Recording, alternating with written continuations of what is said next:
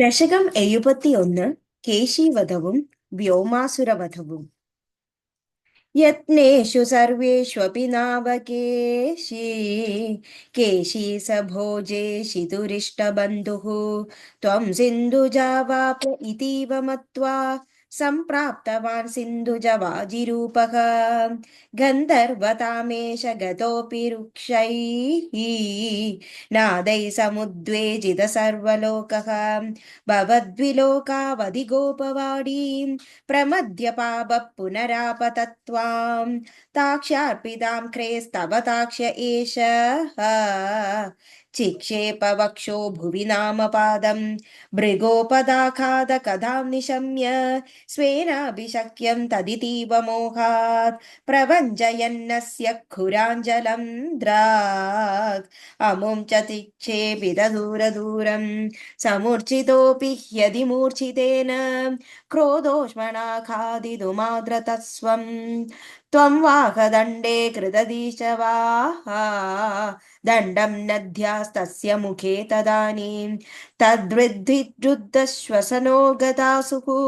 सप्ती भवन्नप्ययमैक्यमागात् आलम्बमात्रेण पशोऽसुराणां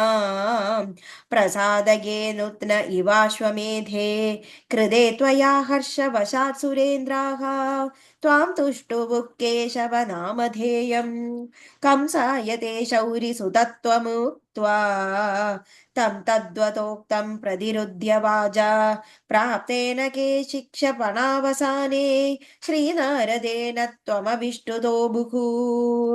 तदापि गोपैः सह काननान्दे नीलायनक्रीडनलोलुपं त्वां मयात्मज प्राप दुरन्दमायो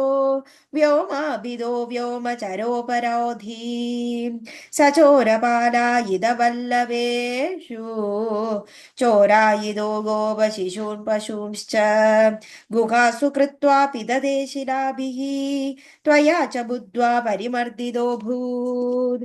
एवं विद्धैश्चाबुदकेलिभेदैः आनन्दमुच्चात् मधुलाम्रजस्य पदे पदे नूतनयन्नसीमां परात्मरूपन् पवनेशपायाः सर्वत्र गोविन्द नाम संकीर्तनं गोविन्द गोविन्द नारायण अखिल गुरो भगवन् नमस्ते।